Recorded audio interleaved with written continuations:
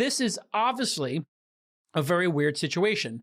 You have this service that is run by Facebook, which has a business relationship with the New York Times. We'll get into that in a moment. Then this journalist takes it upon themselves to make essentially a dunking Twitter handle. Now, I'm sure the journalist is going to say like, oh, I'm just sharing information, but this is an agenda-based Twitter handle. I don't think Kevin Roose would have created this if it wasn't with the agenda of wanting to show how right-leaning Facebook is. So you have a left-leaning newspaper that most people would say has gone really far left. And then you have this agenda-based creation of a Twitter handle. If I was at the New York Times, I would have fired Kevin for creating this news handle because it feels like activism. Or I would have just told him, take it down, right? And sanctioned him in some ways. Like, what are you, crazy? Like, you're taking this data, you're making this adversarial Twitter handle to kind of make some crazy point about Facebook is right-leaning. That is inserting yourself into the news story. It is the number one rule of being a journalist, is to not insert yourself into the story. And not only did he insert himself into the story, he didn't just tweet from his account, here are the top, news sources on Facebook. He made a dedicated service for it that got really popular. Now you have Facebook having two groups of people, according to sources, and the sources are obviously going to be anonymous in a lot of cases, that there are people inside of Facebook who are pro-transparency, including the former CEO and co-founder Brandon Silverman of this service, CrowdTangle, that was bought by Facebook. And then you have this sort of anti-transparency group, which Roose calls Team Selective Disclosure, which included the VP of Analytics and Marketing, Alex Schultz, a longtime Facebook leader, who actually started on Chamath's growth team, according to my notes here. And the Selective Disclosure team went out. Even the framing of that by Kevin is, interesting. I do think that it would be great if all this information was public, but this isn't some big controversy here. Facebook skews older, Facebook skews middle America, and Twitter and Instagram are more coastal elites, and obviously all the, journalists are blue check marked on Twitter. So I'm sure the trending stories on Twitter are going to be a little bit more to the left, on Facebook a little bit more to the right. So much ado about nothing in a way, but it does speak to just how lost the New York Times is in their ability to be objective and just cover a story. This is why a lot of people feel the journalists at the New York Times shouldn't be on Twitter, because it creates this murky relationship. What is going on here between Facebook and Twitter? And why should the journalist at the New York Times be essentially taunting Facebook by publishing this data day in and day out to try to make some sort of point here? And Brian Boland, who left the company in November of 2020, gave the following quotes. One of the main reasons that I left Facebook is that the most senior leadership in the company does not want to invest in understanding the impact of its core products, and it doesn't want to make the data available to others to do the hard work and hold them accountable.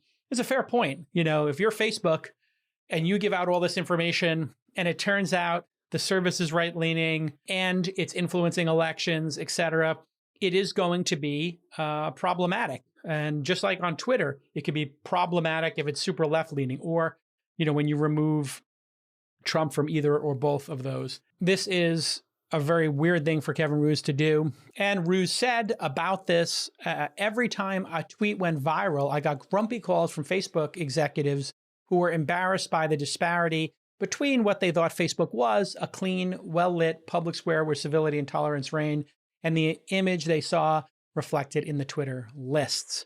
In September 2020, The Economist published an article, Facebook offers a distorted view of American news, where The Economist plotted charts comparing Facebook engagement to website views.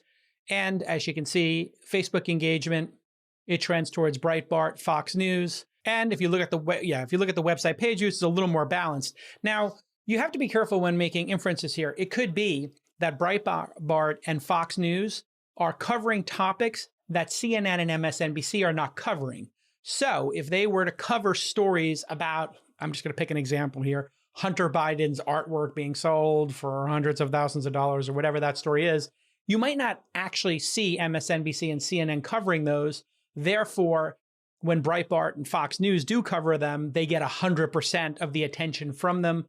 And let's face it, Breitbart and Fox News are going to write even more sensationalistic headlines, I think, than CNN and MSNBC. Would we think that that's correct? Certainly with Breitbart. I think they're pretty far out there. So a few company quotes from Facebook executives discussing the article in an email thread to the New York Times. And this is a quote from the New York Times. John Pinette, Facebook's vice president of global communications, emailed a link to the article, this is the Economist article I was just discussing, to a group of executives with the subject line, "The Trouble with Crowd Tangle," writing, "The Economist steps into the Kevin Roose bandwagon." So here, I guess this thread, this email thread, it's not clear in the New York Times story, was obtained by Kevin Roose, and that they are talking about him framing a narrative with this Twitter handle, this, antagonistic Twitter handle, putting these top trending sources, which are obviously right-leaning, and saying that now it's influencing and spreading to The Economist. Nick Clegg of Facebook's vice president of global affairs replied, "Our own tools are helping journos to consolidate the wrong narrative." Now, it's not clear the wrong narrative, the narrative that Facebook doesn't want out there, or an inaccurate narrative. Fidji Simo, the head of Facebook's app at the time, just tapped to lead Instacart, wrote, "I really worry that this could be one of the worst narratives for us." Okay, when several executives wanted to publish reach data instead of engagement, CrowdTangle's chief executive replied that CrowdTangle team had already tested a feature to do that and found problems with it. One issue was that false and misleading news stories also rose to the top of those lists, according to Roose's reporting for the New York Times. So there's a difference between engagement and how many views people get to a story. And this is, in defense of Kevin Roose and his kind of meta point or his agenda here. Listen, I don't think that a journalist at the New York Times should be doing this kind of agenda-based journalism. Maybe if it's on the editorial page, but the one point that is correct here is, sure, it leans right, but also that fake news, misleading news, link-baity headlines, they're going to move up. And there's two types of traffic we're talking about here. There's the raw views, how many people saw something, which is reach data. How many people did it reach? And then there's engagement. Now, engagement could be shares, likes, hearts, replies, depending on which platform you're on. So based on what I'm reading here, the CrowdTangle data is based on engagement. But even if you were to use reach, which I guess Facebook executives were hoping was a little more balanced, it would still be problematic to them because fake news goes higher than real news.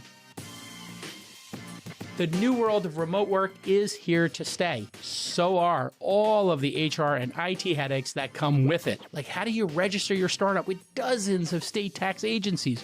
Or how do you comply with all those different local labor laws? Rippling, which I use for my team at Inside, can answer those questions easily for you. They make it easy to manage both local and remote employees and contractors, whether they work from HQ or Timbuktu. When you hire in new states, Rippling can automatically register your startup with each state's tax agency and keep you compliant with local labor laws.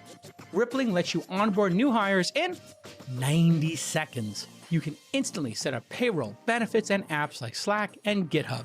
And you can ship them a work laptop with all the software and security they need. Inside loves Rippling because it takes a lot of complexity off our plate so we can focus on more important stuff like sales and hiring and our key business. And now, thanks to Rippling's new PEO option, your employees can likely access better Fortune 500 level benefits for less than other platforms. So here is your call to action.